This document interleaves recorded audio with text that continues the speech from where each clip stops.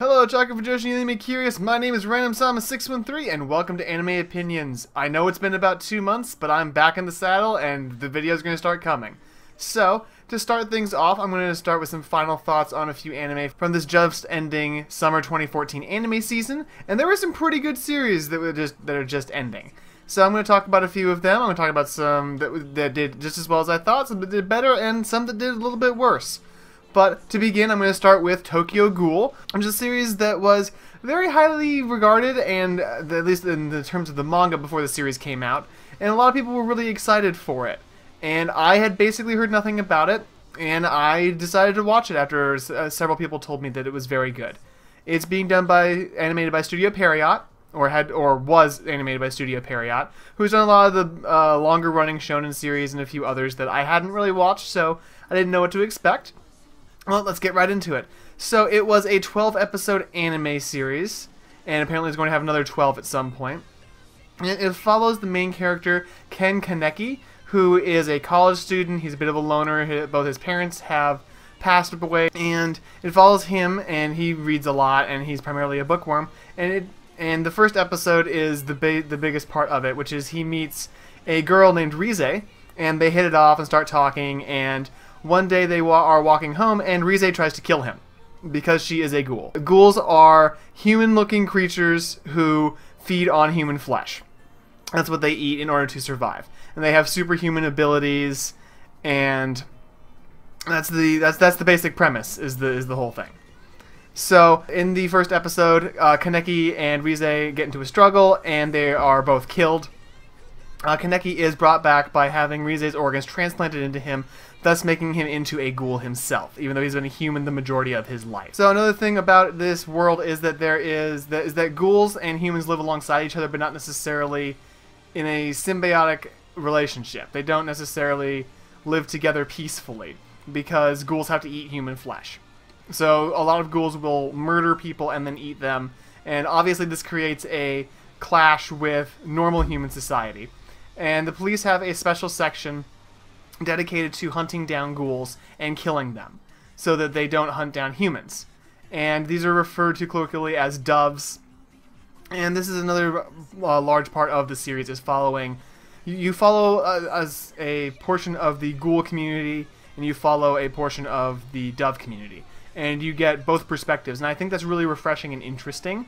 And it's something that's been happening a little more in anime. You start to get more kind of anti-heroes, and I'm really kind of enjoying that a lot. So that's definitely an aspect of the series that I like. Like I said, the series follows Kaneki and his struggle with the fact that he's become a ghoul, and how does he deal with that. And the series, a lot of the themes have to do with, what does it mean to be human? Do you have to be a human to be human, basically? And that's a lot of it. So that's one of the biggest themes in the series. And I think that it was explored decently well. I wouldn't say it was explored perfectly. I'd say that there were some problems with the series, and I'll talk about those a little bit.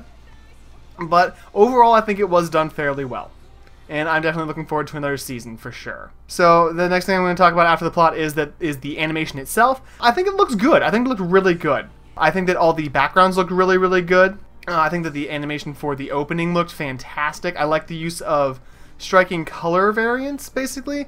I liked that the Kagune, which are the supernatural, I don't want to call them weapons, but I'm going to call, I think abilities would be a better way to put it. The supernatural abilities that the ghouls have are called Kagune, and allows them to fight more as superhumans than as anything else. And those were done with a lot of purple and red and black color gradients, and they looked really interesting and visually striking. And they stand out a lot more than a lot of other things that they could have done instead. I think that all the characters looked different enough from each other. They didn't have that issue where they look all the same and I can't tell them apart. I could tell every single character apart in this series. And that was really important, because there's quite a few characters to follow. I'd say that for this one, they decided to go with kind of a more softer edges and lines, and made all the characters look, I'd argue, more real, slightly more realistic, as opposed to more harsh lines, such as like Attack on Titan does, or anything like that. You can definitely tell that these are not real people. So I think they went for a more realistic art style, and I like that a lot. The combat sequences are really smooth and really fluid, and they look excellent. They're really engaging, and the use of the Kagune, and in direct contrast, the Dove's Keen case was a really interesting way to do things, and everything looks really good. Just overall, everything looks good. However, there's a big caveat to this, and that is the censorship made sections of the show almost unwatchable because they blurred out so much of what was being shown. They blurred out pretty much any gore at all. They blurred all of it out, and there were battle sequences where the screen was essentially, two-thirds black, which made it almost impossible to watch. It really, really hampered my enjoyment of the series. And as a result, I'd say that watching it in its current state, I would not recommend it at all. I would not recommend watching it until Blu-ray releases are released to watch this series. Because with the censorship, it detracts so much from the series that it's almost unwatchable. So that is the biggest thing I have to say about this series, is that the censorship ruins it. The censorship makes the show almost unwatchable. And that is a shame because it is a very good show otherwise. Moving on, I would say that the soundtrack is really, really good. I'd say that the OP is an excellent song, but it doesn't fit the series quite well enough. It's hard to exactly explain it. I just don't feel that the OP fits the series terribly well, which is a shame because it's a decent OP. It's just that they don't fit together in terms of tonality, to me. All of the battle music, the ambient music, just the OST itself is very good. It really draws you in and it gets you pumped up for all the battles, but at the same time when they have to do an info dump and explain something to you, the ambient music keeps you interested and you don't start to zone out and get bored, which it can be an issue when a series has to info dump. And then, of course, to round it out, the ending is actually a very good song as well. I rather enjoy the ending. I think that it fits the tonality of the show better. It also helps to end the show on a slightly more downbeat note, so that it kind of brings you down at the end of the episode so that you can kind of level off and you aren't still just pumping with adrenaline wanting more and more. So it helps to really round out the episode even when they don't complete things, and I really enjoyed that. Plus the animation end slates for the ED are gorgeous. So that was a great plus as well. Lastly, I'm briefly going to talk about a couple of characters.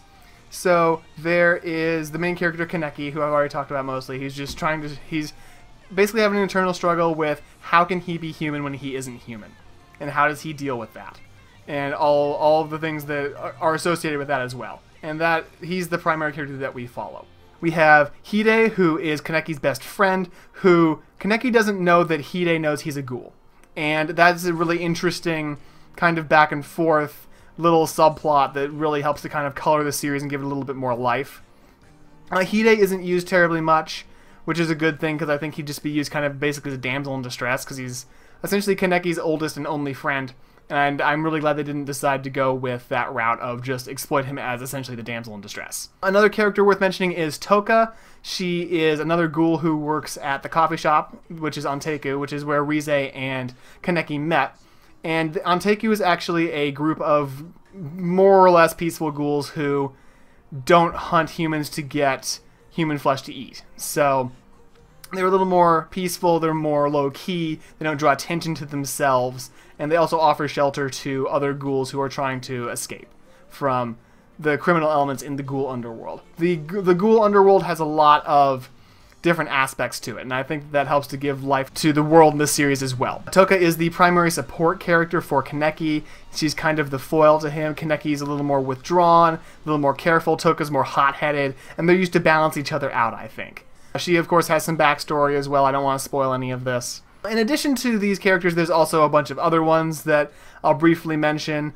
There's Uta, who makes masks for ghouls so that when they're having to fight, they won't be recognized. There's Amon, who is one of the doves, who's the primary dove that you follow for the duration of when you're getting the back and forth, and he gives you a different perspective of ghouls. And I think that's a really interesting thing to do as well. There's also the members of Aogiri Tree, who are a massive ghoul, basically revolutionary army, and they're fighting against the doves in order to try and basically fight for their own recognition, but they're doing it the wrong way. And they're the primary antagonistic force within the ghoul underworld. And with all of these elements, I think that the series has a lot of depth, and there's a lot of depth to the world, and that really helps to immerse me in the world. But again, with the censorship, that draws me out of the world and breaks my immersion. So overall, I greatly enjoyed Tokyo Ghoul. As I said, I would not recommend it in its current state. wait for Blu-ray releases without the censorship, and then I would recommend watching it. It is very good. I would say that it is not a horror anime per se. It is more of an extremely gory battle shonen. But I wouldn't, again, battle shonen's kind of a bad term as well. I think it would kind of fall into the seinen category, almost, but it's more of an action anime. It has some psychological elements to it, and it's very gory. But I wouldn't call it horror at all. Because my staple for horror would be something like Higurashi no Nakukoro ni, and that is what I define as horror anime. So I wouldn't say that it's horror. But it's still a very good anime, and like I said, I do recommend it after the censorship has been removed. But what did you guys think of Tokyo Ghoul? Did you enjoy it as much as I did? Do you agree on any points? If you do, go ahead and leave a comment down below letting me know what you think. If you liked the video, go ahead and give me a thumbs up. If you didn't like it, go ahead and dislike the video. I'm totally fine with that. Just, again, give me a comment on what you didn't like, and I'll try and fix it. I will try and have some more regular content. My life is starting to slow down a little bit, so I'll try and have a video out every now and again to at least touch base with you. But until next time, I've been RandomSama613. This has been Anime Opinions, and until then, watch more anime.